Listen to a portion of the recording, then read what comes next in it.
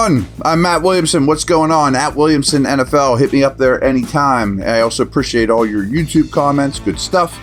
As I mentioned, I am recording this well ahead of time. I am on vacation, but the next time you will hear from me will probably be with poor acoustics in my dorm room and from camp, obviously. But in the meantime, a little family vacation. Wanted to put this in the books for you guys and answer some of your mailbag questions. A lot of good ones. Steelers Blitz asks, can we get any kind of return on Corliss Waitman? Maybe a late pick. Maybe this is overly optimistic for me, but I think the answer is yes. And maybe it'll take a punter getting hurt in the preseason or deep into camp where a team's just like, man, I've been working with this guy for 2 weeks at training camp, and I don't think he's somebody we can rely on. I think it's pretty telling that I think the Steelers probably agree with me in that they're taking 2 quality punters to camp. So they must think that there's value in that because it's not like you have to really save one of their legs. Now, you're not going to get much in return. Maybe it's a 7th round pick. Maybe it's a 7th round pick 2 years from now. More likely, maybe you give them a 7th and Waitman for a 6th or something like that. A very typical Omar Khan type of deal. Those things are possible, I would say. And that'd be great. And also, if your starter would happen to get injured in camp too, you're not looking for one. So, considering how many people you bring to camp, the fact that you have 2 good punters, I don't think hurts you at any other position either. Mike Evans. Is our week 1 starting safety on the roster today? Yes. I lean towards yes, in that I think with 4 defensive backs on the field, there's a chance your starting, quote, safety is Jalen Ramsey. I also think that they are pretty excited and trust Thornhill. So that combination leans to me. If I have to say yes or no, I would say yes. But even though they have thrown a lot of money around, a lot of cash around lately, I do think they're going to have their eyes open for another safety. Because, what if you were to have an injury there too? Another body certainly could happen. So I don't feel super strong about answering this yes-no question with just a yes or no. But I do think they're more comfortable there than people might realize in terms of a Ramsey-Thornhill combination. But I think you'd be crazy to think that you're not at least open to the idea of adding Julian Blackmon, and someone like that's price probably only goes down. A similar question, Brent asked, do you think Ramsey can keep up with the likes of Flowers and Chase in the slot? Or is he likely to play more safety than we might expect? Well, I did just answer kind of the safety part of it. I think he will have a safety role, a fair amount. I think he will actually play. Remember how Sutton did some of those things too? Ramsey's way better, but this isn't unheard of either. Can he keep up with Flowers or Chase in the slot? Better than Beanie Bishop can. Now, can anybody keep up with Chase in the slot? Not so much. But I think you vastly improved there. And more so than an outside corner, you can scheme up linebacker, strong safety, help for those guys against slot receivers. There's just more bodies closer to them. You know what I mean? So, yes and no. I'm real excited to watch Ramsey in person. I have a feeling he's got a lot left in the tank. I don't think you're going to ask him just to say, follow Jamar Chase all over the field, and we're not going to give you any help, because that would be foolish for any corner or any defensive coordinator.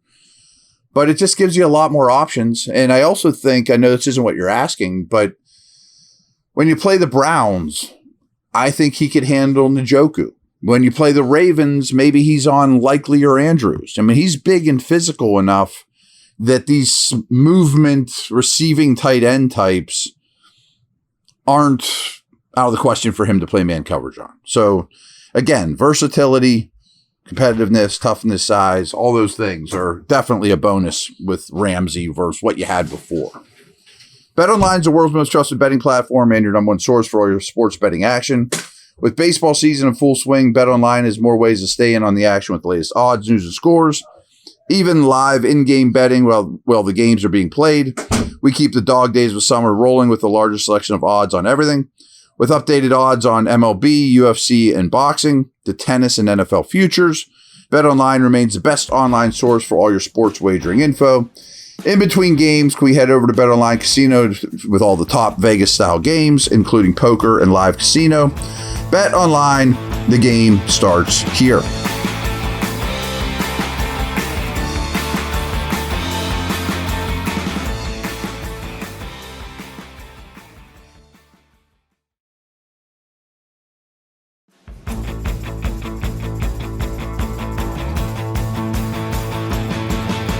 Bobby Paul, good question here.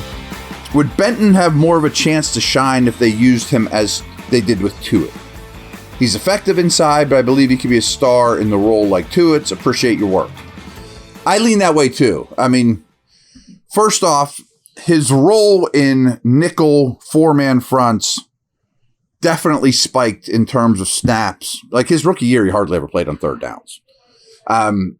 Certainly not third and longs. And I think he's very capable. I don't think he's as good as Tuitt. Tuitt was a real star. But I know what you're saying, and I do agree with you. So I think that will keep up, unless Harmon is just so unbelievable. But then you'd still have a combination of Harmon, Cam, Benton, So, yes, I do think in that part, yes. Now, I don't think you're suggesting he's going to line up like on the outside shoulder of an offensive tackle. I don't think that's the case. But I also don't think Benton is a true nose. When they drafted Yaya Black, they called him more of an end in their three-man front. I think they're lying. I just do. I don't know. Maybe they're going to play him there some. I did a podcast not long ago for you guys about how the Steelers are the most static in their alignment. Maybe they realize they're going to move some of these dudes around. I hope they do and don't just line up the guys in the exact same spots, play after play, all across their defensive front. But I don't think Benton, and as I think they ask different things of noses now than Joel Steed, Casey Hampton. But he's not a power player against the run. I think moving him away from the ball would certainly help Benton's career. And I'm hoping we see more of that. Probably will. Who knows? Definitely a nickel. Brad, drums or flats? Wings are one of my faves. You caught me at hungry time at lunch as well. And when we order wings, I eat every drumstick first and then go from there. They just dip better in blue cheese. There's a better handle on them. It's just my preference. And it's a clear one. That's why I answered it. Jay Martz, when we're in dime with 6 DBs, who is the 6th? Trice or the Jets DB? I can't think of his name. I'm not certain. I think there is some versatility there as well. Again, this is another ripple effect to having Ramsey, that it's kind of hard to play with 4 true corners. But Ramsey can do a lot of different stuff for you. I think we know it's going to be Slay, Porter, Ramsey, Thornhill, and Elliott. Yes. If they were to acquire another safety that we talked about earlier in the show, I would then say that guy is likely to be your 6th. Is Trice so good that he just is the best player of the group and you have to put him out there? That would be wonderful. And I think he's capable of that, but he can only play the outside, and that limits you a little bit, where these other guys have a lot more versatility to them. Could the 7th round pick Kent get in the mix? I would doubt it. Could Castro get in the mix? Potentially. But back to your question, the Jets guy that you can't remember, Brandon Eccles. I would guess he's probably your 6th guy now. He's not a superstar. I think he's going to make his living now on special teams. You don't need the demand won't be nearly as strong as post Ramsey trade. But there's a lot of versatility there. And maybe it's a week-to-week thing. Eccles and Trice are very different. One's a shorter, more slottish guy. One's a really long outside corner. And maybe it's just, if you were asking one of them to go against DK Metcalf, you'd rather it be Trice. If you were asking one of them to go against Welker, maybe it would be Eccles. You know what I mean? So, again, more versatility in the secondary, which I think is a big deal. Paul asks, here we go. I skipped one here. T-Mac asks, we all wonder why Cordarrelle Patterson is still on the team. Do you think it's a worst case scenario, shatter the glass type move in case RB injuries start stacking up? They can bring him up. Otherwise, will he sit on the practice squad? Thanks as always. I can't figure this out either. And I'm hoping when I get to camp next week, and maybe even by the time that you're listening to this, that we'll have more answers on this. Like, I understand that he's an Arthur Smith favorite. Fine. And he does do some things well. And yeah, I guess if you were to have a running back injury, or frankly, if maybe it's a fact of, can we trust the rookie yet? I know all of us are excited about Caleb Johnson, but doesn't mean he can pick up a blitz. You know what I mean? Like, that guy might have to check the box of, you can trust me, I'm a third-round pick, to be a regular contributor. Then we'll get rid of Patterson. And in the meantime, no other running backs get injured. But I don't quite get it. He's not worth the cap hit he's currently eating up. Yeah, he's a great, historically, kick returner, but he wasn't really last year with the new rules. That doesn't mean he wouldn't be. Could you use the cap space? Maybe if you were to sign a safety or another receiver, maybe that happens the day you sign Gabe Davis and Patterson gets cut. I don't have an answer for it because it befuddles me as well. And maybe when I get up there, and not that I'm like this sleuth reporter, but they'll probably figure it out for me, to be honest. Maybe someone will tell him, yeah, we're just kind of hanging. He's just kind of hanging here, because I don't think Patterson was at mandatory minicamp. I don't think he was at OTAs. Like, they don't seem like they're acting as if he's part of the team.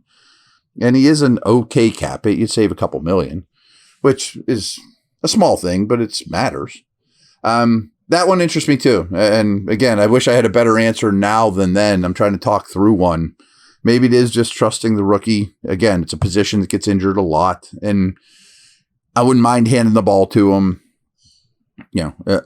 if you had to break glass in case of emergency. So I kind of get it, but I don't think he's going to be on the opening roster. All right, everyone. Hope all is well.